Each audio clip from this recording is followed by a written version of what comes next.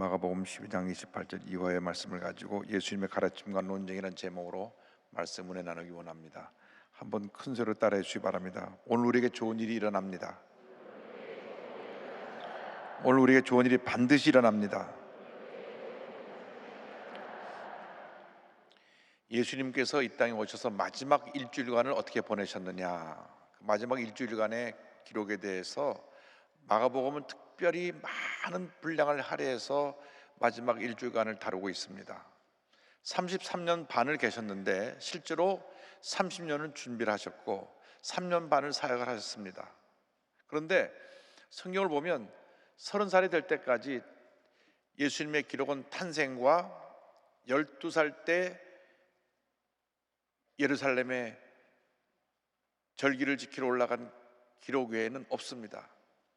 그럼 30년 동안 무엇을 하셨는지 그것은 여러 가지 추측을 할 수 있습니다.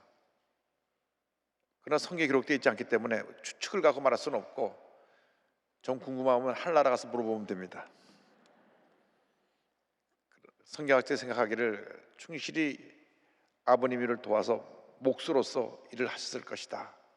그래서 목공소에서 일하시는 분들은 나도 예수님 같이 이렇게 귀한 일을 한다, 이렇게 자부감을 갖고 일하시면 되겠습니다. 이제 예수님이 마지막 일주일간에 성전 청결하시고 난 다음 그 당시 유대교 지도자들, 서기관, 율법학자들, 바리새들과 많은 논쟁을 했습니다.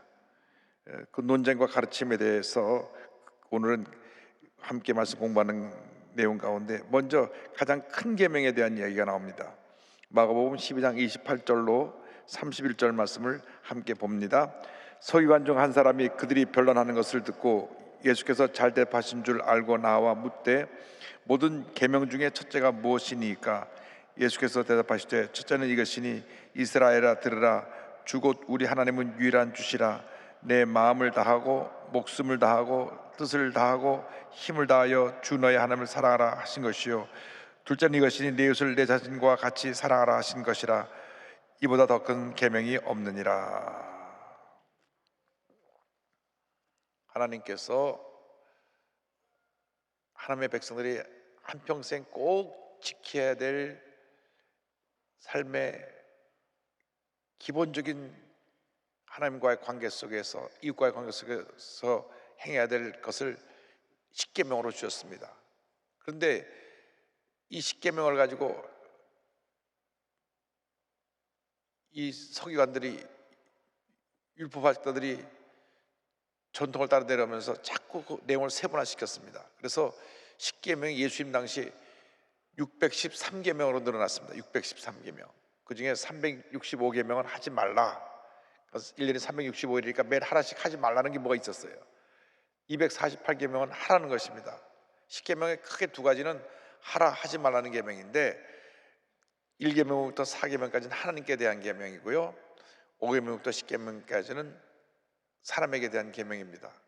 그런데 이 613계명을 다 정리해서 예수님이 딱 두 가지로 정리하십니다. 하나는 하나님 사랑이고 하나는 이웃 사랑이다. 할렐루야. 우리 신앙생활의 가장 기본은 뭐냐면 하나님 사랑, 하나님 사랑의 근거에서 우리 이웃을 사랑하는 것입니다. 십자가가 이로부터 아래로 쭉 내려온 이 긴 수직선이 하나님과 나와의 관계, 하나님 사랑이고, 이웃으로 펼쳐지는 옆에 수평선이 이웃 사랑인데, 대부분 하나님 사랑은 우리가 누구나 열심을 내서 누구보다도 내가 하나님을 더 사랑하고 열심으로 주님을 섬긴다고 하는 그러한 신앙의 열정의 모습을 갖고 있는데, 많은 경우에 옆으로 뻗어나가는 이웃사랑에 대해서는 굉장히 움츠러져 있습니다. 지금이야말로 코로나19라고 하는 어려운 때를 지나가면서 이웃사랑을 널리 펼쳐야 할 때인 것입니다. 널리 펼쳐서 어려움에 처한 사람, 고통 가운데 있는 사람, 문제와 질병 가운데 있는 사람들을 사랑으로 돌봐야 됩니다. 문제는 언제나 있습니다. 그러나 문제가 있을 때 어떻게 우리 믿는 사람들이 그 문제 해결자로 나서는 것이, 이것이 참으로 중요한 것입니다. 그래서 이 하나님 사랑, 이웃 사랑의 계명을 우리가 몸소 실천하며 살아가는 주님의 일꾼들 다 되기를 바랍니다. 32절로 34절 이어서 우리 다 같이 말씀 보겠습니다. 서기관이 이르되 선생님이여 옳소이다. 하나님은 한 분이시요 그 외에 다른 이가 없다 하신 말씀이 참이니이다. 또 마음을 다하고 지혜를 다하고 힘을 다하여 하나님을 사랑하는 것과 또 이웃을 자기 자신과 같이 사랑하는 것이 전체보다 드리는 모든 제물과 기타 제물보다 나으니라. 예수께서 그가 지혜롭게 대답함을 보시고 이르시되 내가 하나님 나라에서 멀지 않도다 하시니 그에 감히 묻는 자가 없더라. 이 서기관은 누구냐면 율법학자들, 요즘으로 말하면 신학교에서 성경을 가르치는 교수들입니다. 그래서 성경 저자를 꿰뚫고 알고 있었고, 특별히 구약의 모세오경은 거의 다 저들이 다 외우고 있을 정도였습니다. 이스라엘의 랍비들은 모세오경 거의 대부분 다 외웁니다. 그래서 그들이 특별하게 설교하는 것이 아니라 말씀을 그대로 그냥 저들에게 전달하는 그런 가르침의 사역을 했는데, 이 말씀의 핵심을 가지고 예수님께 말씀드리니까 예수님이 내가 하나님 나라가 멀지 않다, 그 지혜롭게 대답하는 것을 칭찬하실 때에 예수님의 그 말씀의 가르침의 권위에 압도당해서 이제는 그 누구도 예수님에게 뭐라고 질문하지 않게 된 것입니다. 그 다음 그리스도와 다윗의 자손에 대한 얘기가 이 35절로 37절까지입니다. 예수께서 성전에서 가르치실세 대답하여 이르시되 어찌하여 서기관들이 그리스도를 다윗의 자손이라 하느냐. 다윗이 성령에 감동되어 친히 말하되 주께서 내 주께 이르시되 내가 내 원수를 내 발 아래 둘 때까지 내 우편에 앉았으라 하시도다 하였느니라. 다윗이 그리스도를 주라 하였은즉 어찌 그의 자손이 되겠느냐 하시니 많은 사람들이 즐겁게 듣더라. 당시 서기관들은, 이 율법 선생님들은 예수님이 메시아로 오신 걸 인정하지 않았습니다. 그들이 강조했던 것은 예수님이 다윗의 자손이다, 다윗의 자손이다, 이것을 강조했고, 예수님이 하나님 되신가 메시아로 오신 것에서 인정하지 않았습니다. 그런데 저들이 메시아에 대해서, 그리스도에 대해서 부분적으로만 알고 있었던 건 뭐냐면 다윗의 자손으로 오신다, 다윗의 자손으로 오신다, 다윗의 자손으로 오신다, 이 한 부분만 강조했습니다. 메시아 그리스도는 다윗의 자손으로 오시지만은 동시에 하나님이 되시고 참 주님이 되신다는 것을 주님이 저들에게 가르쳐 주었습니다. 저들이 예수를 한 부분밖에 몰라요. 서기관들이 메시아에 대해서, 그리스도에 대해서 부분적으로 알고 있는 것을 예수님이 가르쳐 줍니다. 다윗이 메시아를 주님이라 그랬는데 어떻게 다윗의 자손이라고만 너희가 얘기할 수 있느냐? 다윗이 주님이라고 불렀으면 그것이 너희들이 하는 가르침이 옳지 않지 않느냐라고 지적하신 것입니다. 이것이 성경이 우리에게 가르쳐 주시는 말씀의 신비입니다. 예수님은 하나님이시며 동시에 사람이십니다. 이것은 은혜 받은 사람만 체험하는 것입니다. 어떻게 사람이 하나님이 될 수 있고 하나님이 사람이 될 수 있느냐? 이것은 기독교 신앙의 신비요, 믿음으로 받아들이는 것입니다. 서기관들은 그걸 이해를 못했어요. 참 하나님이 되시고 참 사람이 되신 예수님을 이해하지 못했기 때문에 늘 예수님에 대해서 비판하고 거짓 선자라고 얘기하고 바알세불이라고 얘기하고 결국 예수님 십자가에 못 박아 죽인 것입니다. 예수님은 참 하나님이 되시고 참 사람이 되십니다. 왜 참 하나님이 참 사람이 되셨느냐? 이유는 딱 하나입니다. 우리를 죄에서 구원하시기 위해서. 성경의 죄의 싹은 뭐라 그랬죠? 사망이라. 죄를 지은 자는 무조건 사망이라고 하는 형벌을 받습니다. 예외가 없습니다. 아담과 하와부터 지금까지 모든 사람이 죄 가운데 태어나서 죄 가운데 살다가 죄 가운데 죽었습니다. 하나님을 모르고 예수를 믿지 않은 사람들은 아무리 선하게 살았어도 죽는 그 순간 지옥으로 가게 되는 것입니다. 하나님을 섬기고 예수를 잘 믿는 사람은 죽는 그 순간 영원한 천국으로 가지만은 예수를 믿지 아니하고 자기 의로 살려고 노력했던 사람들은 예외 없이 죽는 그 순간 영원한 지옥 형벌에 빠지게 되는데, 하나님의 법칙이, 하나님은 사랑이시지만 동시에 의로우신 하나님이 되시기 때문에 죄에 대해서는 타협이 없으세요. 죄는 심판하십니다. 죄를 인해서 죽어야 됩니다. 그러니까 내가 내 죄로 인해서 죽는 겁니다. 죽어서 지옥 가는 겁니다. 누가 대신 이 죄값을 갚아줘야 되는데 모든 사람이 죄를 범했기 때문에 하나님 영광에 이르지 못하고 죄에서 노예나지 못해 죄의 노예로 살았습니다. 근데 어떻게 죄에 갇힌 인간이 죄에 갇힌 인간을 구원할 수가 있습니까? 그래서 하나님이신 예수님이 육신을 입고 이 땅에 태어나신 것입니다. 그걸 신학적인 용어로서 성육신이라고 합니다. 한번 따라서 성육신. 주님이 성육신 하셔서 하나님이신 예수님이 인간의 몸을 입고 이 땅에 오셔서 죄 없으신 인간의 몸으로 이 땅에 오신 인류 역사에 유일하신 분 예수님, 죄가 없으신 분이 오셔서 죄값으로 우리 모든 인류의 죄를 다 짊어지시고 십자가에서 죽으신 것입니다. 죽으셔야 돼요. 죽지 않으면 죄의 사함을 받을 길이 없습니다. 왜? 죄의 값을 지불해야 되는 게 사망이기 때문에. 그래서 죄 없는 사람이 죽어서 죄를 다 갚음으로 말미암아 우리는 예수를 믿는 그 순간 의인으로 부름을 받게 되는 것입니다. 죄 있지만 예수의 그 보혈로 우리를 덮어서 우리를 의롭다 칭해 주시는 것입니다. 우리의 모든 죄를 다 짊어지시고 십자가에 죽으셨습니다. 그리고 3일 만에 부활하셔서 온 인류의 참 소망이 되신 것입니다. 자, 죄 문제가 이렇게 심각한데 예수님은 죄 문제를 해결할 뿐이 없는데 이단들이 이 죄 문제를 해결할 방법을 연구해냈습니다. 어떻게 됐느냐? 하와가 타락한 것은 사탄이 뱀에게 들어가서 이 타락한 천사가 하와랑 동침함으로 말미암아 선악과를 따먹은 것이 타락한 천사와 동침한 것이고, 그래서 죄가 들어왔다. 그래서 죄가 들어온 하와가 다시 아담하고 동침해서 아담도 죄인이 됐다. 그래서 죄 있는 사람이 서로 동침해서 자녀를 낳았으니 그 자녀도 다 죄 가운데 태어났다. 그래서 모든 사람은 죄 가운데 태어나서 죄가 또 유전되고 또 유전되고 또 유전되고 또 유전된다.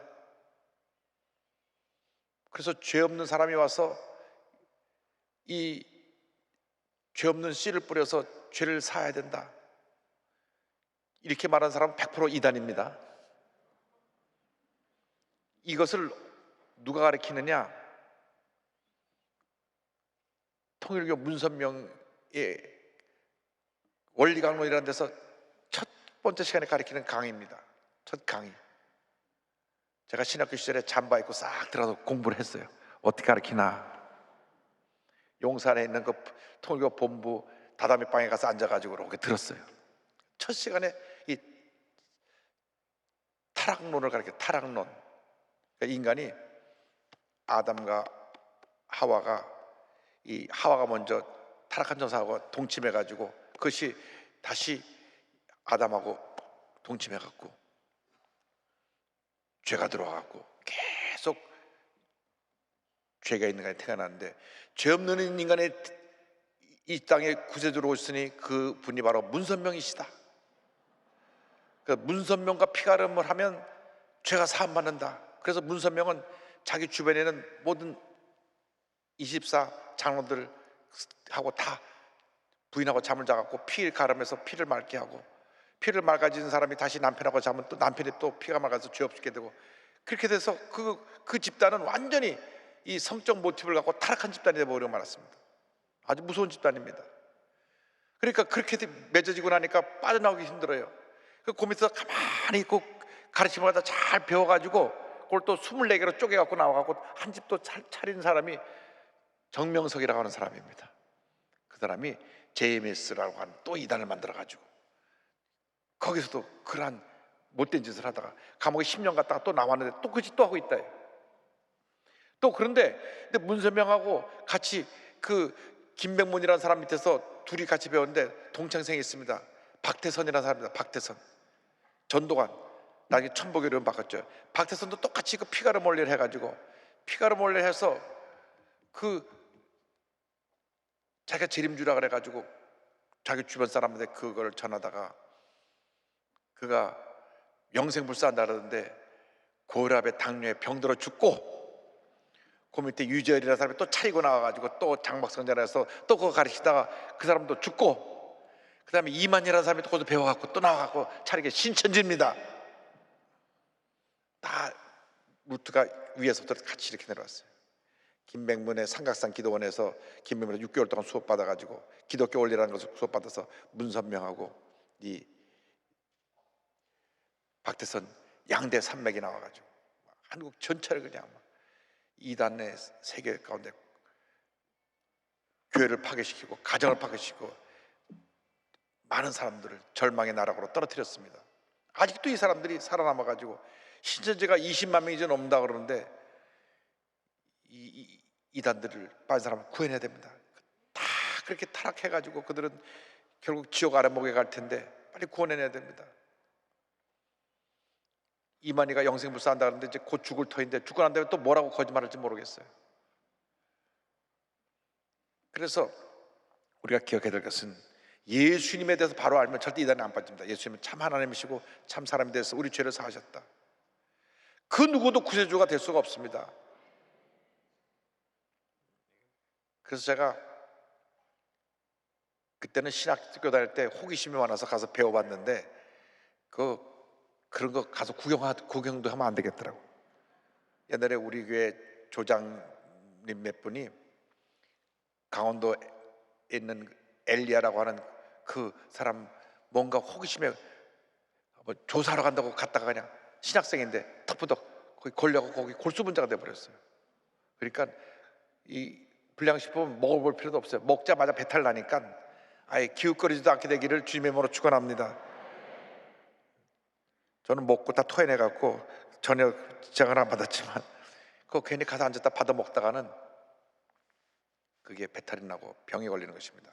근데 첫 번째 들어보니까 황당무계한 소리를 하는데 그것도 앉아 이러고 듣다가 그게 빠지는 거예요. 왜 문제가 되느냐? 예수님이 하나님이시고 사람이라는 것을 근본적인 교리를 이해하지 못하기 때문에 그런 문제가 생기는 것입니다. 그래서 절대 잘못된 데는 관심 갖지도 말고 대화도 하지 말고 기웃거리지도 말고 쳐다보지도 말고 아예 딱 차단해버리고 오직 말씀, 우리가 다니는 이 교회, 내 교회, 내가 속한 교단에 자리를 지키고 신앙생활 잘하면 큰 복이 임하게 될 줄로 믿습니다. 절대 이단은 상종을 하지 말아야 됩니다. 상종을 하지 말아야 돼요. 미국 유학 갔는데 한국 사람 유학 갔다고 어느 날 아파트, 대학원 아파트 기숙사에 한국 아주머니 두 분이 찾아왔어요. 한국에서 오셨다면요. 네, 어떻게 오셨습니까? 저 진리를 함께 연구하려고요. 여호와 증인이시죠? 맞습니다. 사탄을 불러가라. 그랬더니 나중에 보니까 3일에 또 왔는데 센 사람 왔다고 3일 금식하고 왔대. 또 왔어. 내가 폴리스한테 신고할 테니까 가라고. 경찰한테 신고한다니까 혼비백산에서 도망가 버렸어요. 이 마귀들이 아주 집요합니다. 마귀들의 공격에서 우리 예수 믿는 사람입니다. 예수 안 믿는 사람은 공격도 안 해요. 여러분을 집중적으로 공략해가지고 타락시키고 죄 가운데 빠져 지옥 가게 만들려고 하겠어요. 여러분을 늘 도전하는 것입니다. 그래서 우리가 늘 우리 교회 학교에서 배운 노래가 굉장히 은혜가 됐어요. 내 눈이 보는 것을 조심해, 내 귀가 듣는 것을 조심해, 위에 계신 주께서 사랑스레 보시네. 내 눈이 보는 것을 조심해, 내 귀가 듣는 것을 조심해. 할렐루야. 교회 학교에서 어릴 때 잘 교육을 받으면 절대로 이단에 안 빠져요. 왜? 주님이 보고 계시니까 듣는 거 보는 거 조심하는 거, 말하는 거 조심해야 돼. 함부로 말하면 안 되고 함부로 들으면 안 되고 함부로 보면 안 됩니다. 할렐루야. 자, 서기관들의 문제를 이제 다음에 넘어갑니다. 이렇게 강조했는데도 딴데 기웃거렸다는 혼이 날 줄 아시기를 바랍니다. 주님한테 혼난다는 거예요. 자, 마가복음 12장 38절 40절입니다. 예수께서 다니실 때에 이르시되 가르칠 때 이르시되 긴 옷을 입고 다니는 것과 시장에서 문안 받는 것과 회당의 높은 자리와 잔치의 윗자리를 원하는 서기관들을 삼가라. 그들은 과부의 가산을 삼키며 외식으로 길게 기도하는 자니 그 받는 판결이 더욱 중하리라 하시니라. 자, 서기관들 율법학자들은 아주 옷을 막 치장을 하고 늘어뜨린 옷을 입고 다니면서 사람들 앞에 여기 막 이렇게 경문에서도 써붙이고 화려한 옷을 달고 이 남들에게 탁 보더라도 야 할 정도로 이렇게 치장하고 다녔습니다. 그래서 자신들이 이렇게 거룩하다, 경건하다 이렇게 사람들에게 보이기 위한 것입니다. 그리고 사람들이 선생님, 선생님 그런 음성을 그렇게 부르는 것을 좋아했습니다. 라삐요, 라삐요. 이렇게 목에 힘주고 다니는 사람들. 여러분, 섰다는 자는 넘어질까 조심하라. 칭찬받을 때 사람들이 선생님, 선생님 할 때 조심해야 되는 것입니다. 우리 인간이 참 그만하거든요. 사람들이 잘한다, 잘한다, 잘한다 할 때 그때 내가 잘하는 보다. 그거 아니에요. 주님의 은혜가 임해서 내가 잘 되는 거고, 주님의 은혜가 임해서 내가 칭찬받는 것이지, 내가 잘났다 하면 그때로부터 하나님의 경고와 심판이 있을 것입니다. 그래서 랍비로 칭찬받는 것을 조심하고 늘 상석에 가서 앉으라고 하는 이 태도를 버려야 합니다. 서기관들은 그랬습니다. 또 서기관들이 또 뭐라 했냐면, 요즘 말하면 이제 무슨 서류 공증하는 거 있죠. 공증하는 거 있어요. 아이고, 우리나라에서는 공증하는 것을 변호사 하면서 웬 돈을 이렇게 많이 받는지, 아무것도 아닌데 도장 하나 꼭 찍으면서 5만 원 주세요. 예? 도장 하나 찍는데 5만 원? 네, 공증비입니다. 미국에서는 이제 그 은행 가면 은행 그 직원들이 공증하는 그 자격증을 받아가지고 해주는데, 한국계 은행에서는 5불도 받고 10불도 받아요. 저는 5불 10불 받는 것도 아깝더라고요. 이거 도장 하나 찍었는데 10불씩 받을까 이거. 근데 다행히 그때 교회를 지을 때 뭐 공증하는 사례가 얼마나 많은지, 하루에 10장 20장 막 나가는데, 우리 교회에 직원으로 들어온 자매가 은행에 있다가 공증하는 자격증을 갖고 와가지고 막 10장도 콱콱콱 다 찍어줘가지고 그 많은 공증료를 다 면제받았어.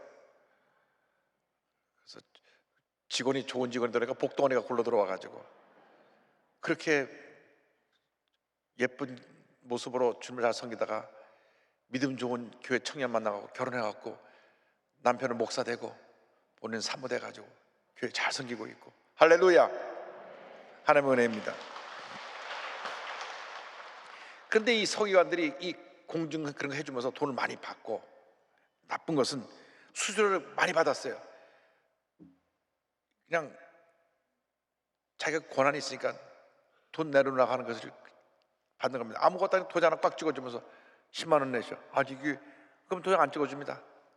10원 내야 될 거 아니에요. 아무것도 안 찍어야 될 그 법적수가 필요하니까 힘없는 과부들을 저당을 잡아가지고 결국은 그걸 뺏고 길거리 내쫓고, 이런 불의를 많이 행했습니다, 서기관들이. 그래서 우리들이 기억해야 될 것은, 우리가 어떤 힘 있는 자리에 있을 때 잘 섬겨야 됩니다. 그게 없는 사람 이렇게 탈취하고 없는 사람에게 고통을 주면 안 됩니다. 높은 자리에 있을 때 잘 섬겨야 되고 잘 베풀어야 되고, 그렇게 될 때 존경받는 사람이 되는 것이지, 내가 하면 이 서기관들처럼 그러면 안 됩니다. 그리고 사람들 앞에서는 기도를 또 오래 합니다. 하나님 보시옵소서. 바리새인들, 서기관들이 내가 이렇게 11조도 많이 합니다. 일주일에 이틀씩 금식합니다. 사람들 다 보내서 또 들으라고 또 큰 소리로 기도해. 하나님이 기뻐하지 않은 외식하는 신앙의 모습이었습니다. 예수님께서 그들을 책망하신 것입니다. 진실되이 하나님 섬기는 우리 모두가 되기를 바랍니다. 자, 가난한 과부의 헌금에 대한 이야기가 44절까지 나옵니다. 41절로 44절 보겠습니다. 예수께서 헌금함을 대하여 앉으사 무리가 어떻게 헌금함에 돈 넣는가를 보실세. 여러 부자는 많이 넣는데 한 가난한 과부는 와서 두 렙돈 곧 한 고드란트를 넣는지라. 예수께서 제자들을 불러다가 이르시되 내가 진실로 너에게 이르노니 이 가난한 과부는 헌금함에 넣는 모든 사람보다 많이 넣었도다. 그들은 다 그 풍족한 중에서 넣었거니와 이 과부는 그 가난한 중에서 자기의 모든 소유 곧 생활비 전부를 넣었느니라 하시니라. 이제 그 성전에 들어가는 그 들어가면서 통과하는 뜰이 여인의 뜰, 이방인의 뜰, 이렇게 통과하는 뜰이 있는데 그 뜰에 큰 헌금함이 놓여 있습니다. 이 여인의 뜰에 헌금함이 놓여 있는데 이 여인의 뜰을 지나갈 수 있는 사람은 여인들과 남자들이 지나가는데 이제 그 다음 단계부터는 이제 남자들만 들어가는 뜰이 있어요. 그런데 이곳에 한 과부가 와서 두 렙돈 한 고드란트를 넣었습니다. 렙돈은 제일 작은 단위. 우리나라로 말하면 옛날에 1원짜리 생각합니다. 1원짜리 가장 작은 화폐 단위인데 그 한 고드란트는 참새 두 마리가 한 아사리온인데 그것의 4분의 1, 그리고 한 데나리온의 16분의 1. 그러니까 이렇게 말하면 뭐가 뭔지 하나도 모르겠어요, 목사님. 데나리온, 고드란트, 이게 뭐 랩돈이 뭔지 모르겠습니다. 쉽게 그래서 오늘날의 화폐 가치로 계산을 해보니까 한 데나리온은 하루에 버는 품삯입니다. 내가 하루에 나가서 버는 돈. 그래서 계산하기 쉽게 하루에 내가 나가서 8만 원을 번다고 하면 이 한 고드란트는 한 달에 16분의 1이니까 5천 원입니다. 5천 원. 그러니까 하루에 내가 8만 원 번다. 한 달에 240만 원 수입이 된다고 할 경우에 이 과부가 들였던 돈은 한 고드란트니까 한 달에 16분의 1, 한 5천 원 정도인데 그분이 전 재산이 5천 원이었어요. 5천 원. 갖고 있는 전 재산이 5천 원입니다. 다른 부자들은 가서 내가 이렇게 헌금합니다 하고 막 돈을 막 쏟아부었습니다. 몇십만 원, 몇백만 원 벌 수 있게 돈이 많으니까. 근데 이 과부는 갖고 있는 전 재산이 5천 원인데 5천 원 가진 거 전부 주님께 드립니다. 눈물로 가진 전 재산을 주 앞에 드렸습니다. 주님이 그 모습을 보시고 참 저 과부의 정성이 귀하다. 가진 것이 5천 원밖에 없는데 5천 원을 다 하나님 앞에 바쳤으니 전 재산을 다 드렸다. 여러분 진정으로 우리가 하나님께 드리는 것은 그런 마음 자세입니다. 나의 모든 것 주님께 드립니다. 나의 모든 것 주님께 드립니다. 빌리그람 목사님이 이제 1년을 사는 지혜에서 365일 하루에 하나씩 하나님이 주신 지혜를 적어서 매일 보는 다이어리 같은 그러한 책이 나와갖고 제가 보는데 가장 복받는 비결은 뭐냐?